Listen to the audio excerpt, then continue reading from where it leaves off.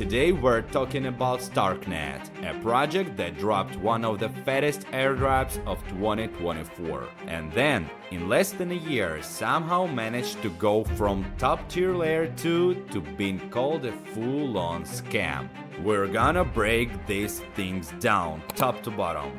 We'll dive into the project, the hype, the money, the manipulation, and how StarkNet managed to screw over the entire market while pretending to be the next Ethereum messiah. Oh, and of course we'll talk about what's coming next. This is Witness for Profit, so let's jump right in.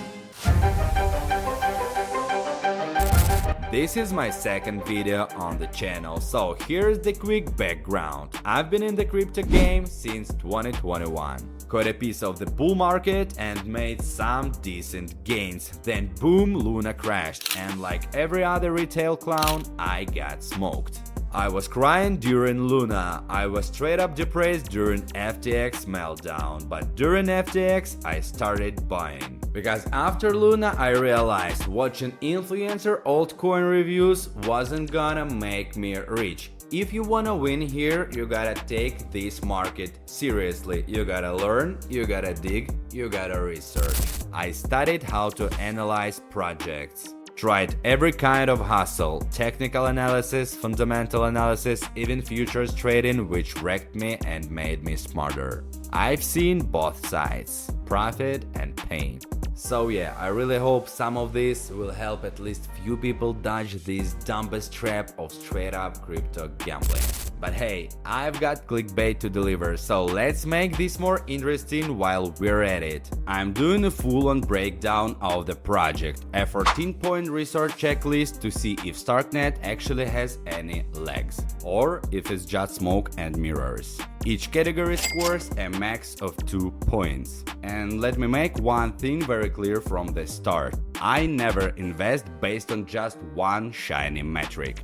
Doesn't matter if it's fundamentals, tokenomics, the team, or who's backing it. Any single piece can be faked. You have to look at everything together. This isn't financial advice, but this is how I do research every damn time. Alright, let's kick things off. Let's start with something basic and clean. Number 1. Fundamentals. Now people love to obsess over this part. Most of them have no clue why, but hey, it makes him feel smart. So, what do we have here? Layer 2 for Ethereum that promises to scale transaction volume without compromising security. Solid. Add to that Starkware and their Ziki Stark tech and boom, they've painted a beautiful picture. So we'll give to this one a straight up 2 out of 2. No reason to waste time. Let's move on to the team and founders. Let's pull it up and see what we're working with. CryptoRank's got the StarkNet crew right here. Alright, here's the team that's supposed to impress us. And one little catch though, this is mostly the Starkware squad, not exactly StarkNet's own dedicated team. Starkware is more like a high-level R&D company that backs layer 2s, not an L2 itself. Anyway, let's take a closer look at these serious faces. Eliban Sasson, co-founder and CEO. Pretty standard credentials, title is listed, work experience is right there, education too. CryptoRank even links his Twitter, which by the way has a monster score, like top tier. That's rare even for big name projects, let alone for individual founders. Next up, we've got Yuri Kolodny. His background also lists Starkware, but bonus point here, he's on StarkNet's board of directors. Same deal, check Twitter, crazy high score. Again, that's pretty damn impressive for a co-founder. Look, LinkedIn is your best friend when it comes to digging into project teams. Search for StarkNet, hit the people tab, boom, almost 300 folks tied to the project in some way. Different countries, strong backgrounds. Like this guy, Jamie Newton, listed under StarkNet Foundation, Oxford grad, insane resume. You can go down the rabbit hole if you want. Bottom line guys, the team is not a bunch of randoms of Telegram. They've got credentials, experience and real world chops. But I've seen more crypto native teams like in Sui, Near Protocol or Aptos. So I'm giving this 1.5 out of 2. And next up, backers. And yo, StarkNet raised serious money. I mean, lineup is stacked. Multicoin Capital, Paradigm, Polychain, Pantera, all the big dogs. But here is the thing people forget. As famous as these funds are, they are also pro-level flippers. Behind each one is a graveyard of rug pulls and failed bets. So personally, I'm giving more weight to Sequoia. They don't judge through cash at anything that moves. When they back something, it means something. Now this part is actually spicy. Fred are some Naval Ravikant, the real OGs, angel investors with actual brain cells. These guys being in, huge green flag. Oh, and of course, Vitalik. Yeah, we'll talk about him later, but overall, the backer list here is stacked. Not just deep pockets, only smart money. That's a solid 2 out of 2 for this round. Next is token price. Interesting thing here, Dropstab and CryptoRant conveniently wiped the token price history, even though I swear it used to be there. But hey, we've got brains and calculators. Let's just skip the late stage insane rounds. Series C and D were just exit liquidity for retail. We're talking about 2 billion, 8 billion valuations before launch. Bro, the project wasn't even listed yet, so let's focus on earlier rounds. Seed price is 2.5 cents. Series A price is 5 cents. Series B price is 15 cents. Series C and D, not even worth considering. Average cost for early investors, not counting the late clone Fiesta, lands around 7 cents. Today's price around 2x, which means if you bought at seed, you're up 6x. Series A, 3x. Series B, flat. That's actually solid. I'm giving it 1.5 out of 2. Not full 2 because projects like CKB were literally trading below seed. That's peak alpha. Shout out to the real ones. I was there. Next metric, team size versus funding.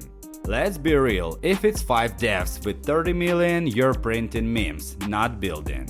On the flip side, if it's 500 employees with a 10 million runway, that's a ticking HR disaster. In this case, they've got hundreds of people. We saw that via LinkedIn, and they raised 282 million. So yeah, they're not skipping lunch anytime soon. Easy 2 out of 2.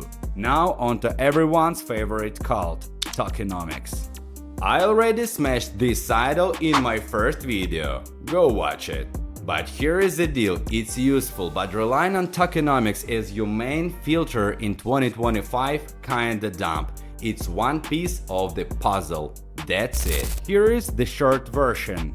That's a lot of supply under centralized control. Investors 18%, grants 13%, strategic reserves, which could literally mean anything including dumping on retail. If you dig deeper, it's pretty clear you could control up to 90% of the entire supply through just a few entities.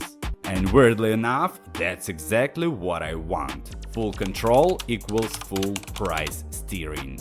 And the unlock charts, I use it just to estimate future circulating supply. That's it. Yes, unlocks are gradual, but let's be honest, those tokens might be already changed hands. None of this matters unless you understand who's really holding the bags. So what matters to me is this. By 2025-2026, circulating supply should be around 40-50% of total. That's all I need to know. So yeah, tokenomics and unlock structure, that's a clean 2 out of 2. Alright, so let's take stock. We've already scored 11 out of 12 points. Sound pretty damn good, right? So where is the catch? Because something's off. Everything looks too perfect. Well, the price is in the toilet. Now, call me an old school, but I like to buy low and sell high. And right now the price is so low, it's almost a red flag if you're not buying.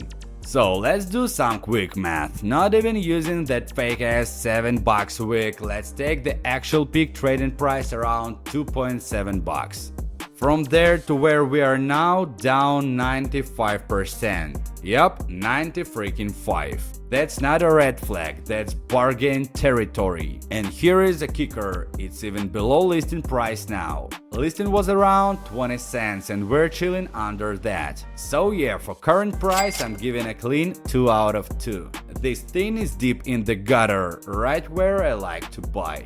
Now let's move to where things start to smell. Market cap versus FDV.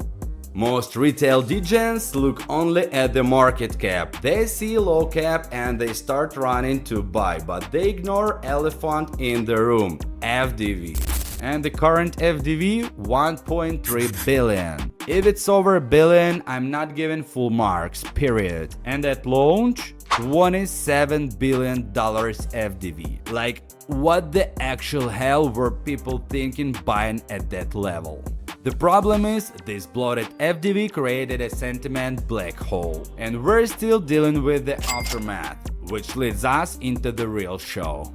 These guys are absolute pros at sentiment manipulation. We're talking about top-tier psychological warfare.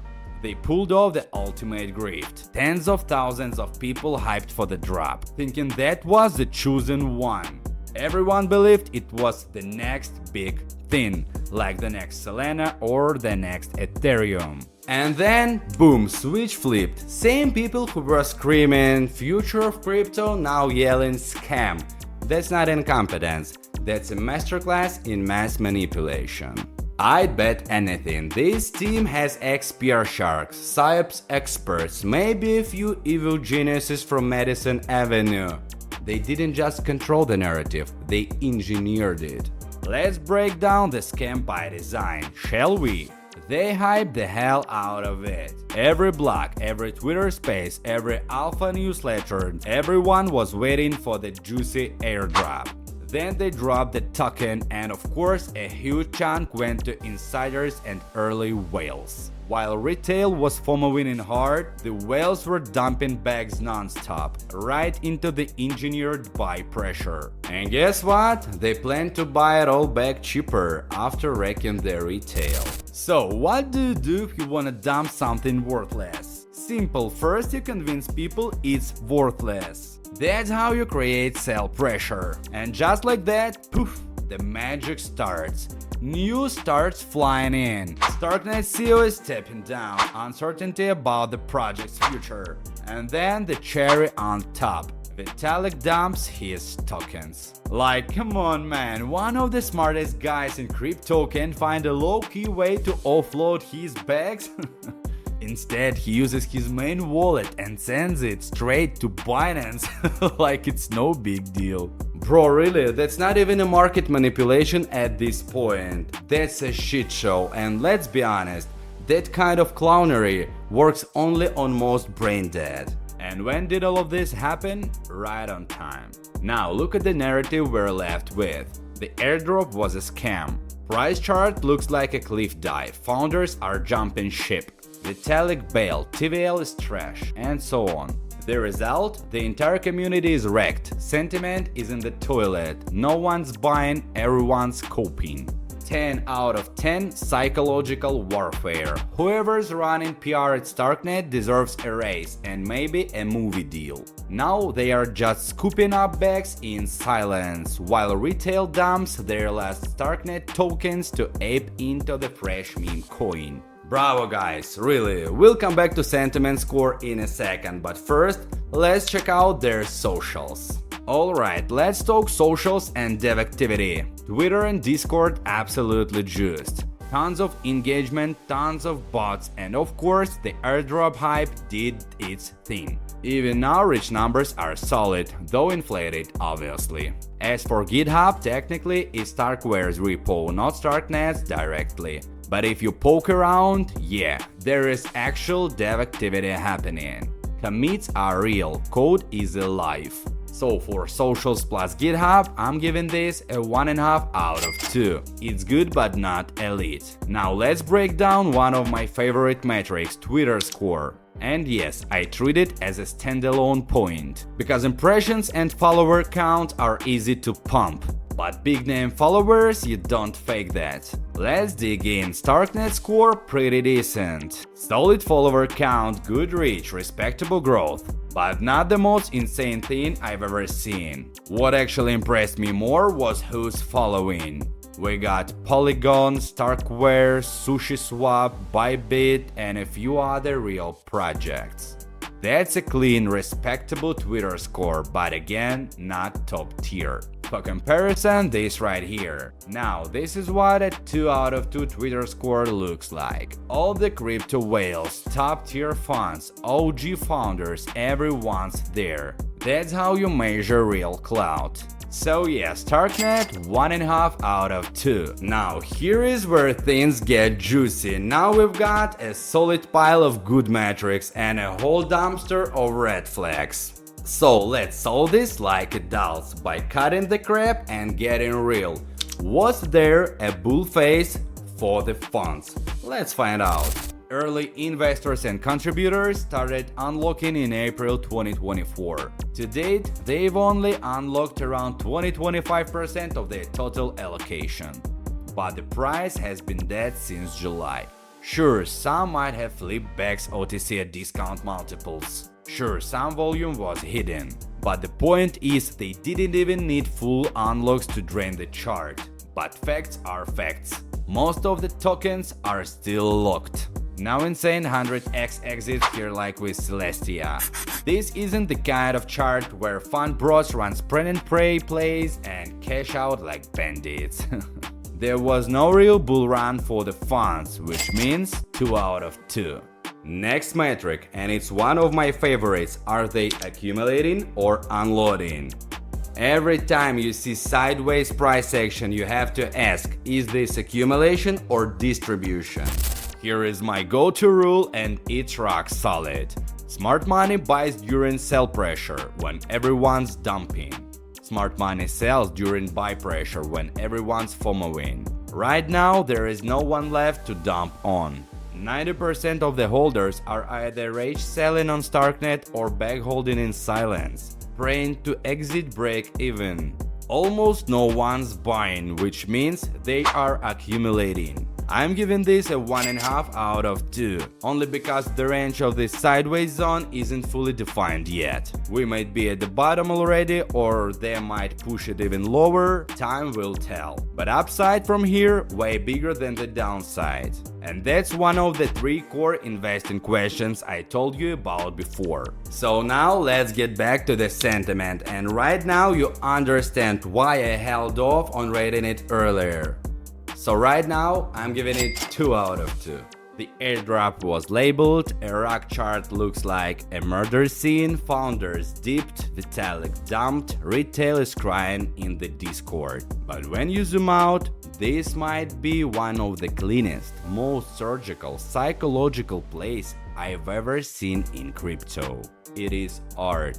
Straight up mass manipulation masterpiece. So now, I'm giving it 2 out of 2. Not for the sentiment, but for the way they engineered it. And now, if the hamsters would kindly mute the audio for a second. Think about it, what do we have here? A fundamentally strong project, price completely nuked, community moral destroyed, media narrative full on fought, obvious signs of accumulation in silence. What does it look like? A hidden gem. Is it starting to feel familiar? Like some of those coins that already mooned in exactly the same pattern? Yeah, me too. Alright, we've covered a lot. So let's go to the last point. Price target. So look, $1.5 to $2 is already half of what StarkNet showed post-launch. That alone is a 10x from current levels. But if we are being real, I'm not here for that. More aggressive, $3 to $5 range feels very possible. Yeah, sounds bold, maybe even reckless, but let me ask you this. If I told you in late 2022 when Solana was $8, that 18 months later it would break its all-time high again, 90% of you would have laughed in my face. The other 10% would have told me to f*** off. And now let's talk moonshot scenario, the crypto fairy tale version. So let's dream a little. Let's say the crypto market hits a 7 trillion total cap. Let's say L2 hype is peaking and StarkNet managed to claim just 0.5% of market dominance. Sounds wild? Not really. A bunch of projects have done it. That would put StarkNet's market cap around 35-40 billion. Assume a circulation supply of 40% by then. That equals 4 billion tokens in circulation. 40 billion cap divided by 4 billion tokens equals $10 per token. Anything higher than that, pure fantasy land. Still, it worth mentioning. So here is the deal. I have given you 3 price targets. 1 conservative, 1 moderate, and 1 full-on fairy tale. And all of them are based on the research we just walked through together. For price potential, I'm giving 1.5 out of 2. Why? Because the upside is legit, but this ain't some low-cap moonshot with 100x dreams. This is a solid bet with better risk control but naturally less explosive potential. Final score 24.5 out of 28. That's strong as hell, and that's exactly why I'm buying StarkNet while the whole market screams it's a scam. But hey, this ain't financial advice. You can choose not to buy. In fact, whoever drops the best idea for my next video or just leaves the most original comment, I'm sending you 100 StarkNet tokens. Winners announced in my Telegram, so go join it now. Guys, this channel is brand new, so let me keep it 100 with you. We're all here for the money. You want info that will help you make money, right? And YouTubers, they make money selling you hype. Let's not pretend. I'm not different, I'm building this for a reason. But I made myself a promise. If I'm going to monetize my opinion, then it damn well better be an opinion that actually helps people. So I need to know, is this style of thinking useful to you? Does this content bring you value? I'd really appreciate your feedback. I'm not here to sugarcoat shit. I'd rather hit you with the raw truth than dance around like some influencer clown. We broke down how the market got played. We did a full StarkNet deep dive and we mapped out price potential. Clickbait delivered, value you got it. Now hit like and I'll see you in the next video. Oh, and for all the traders out there, don't bother washing your face in the morning. The futures market will do it for you.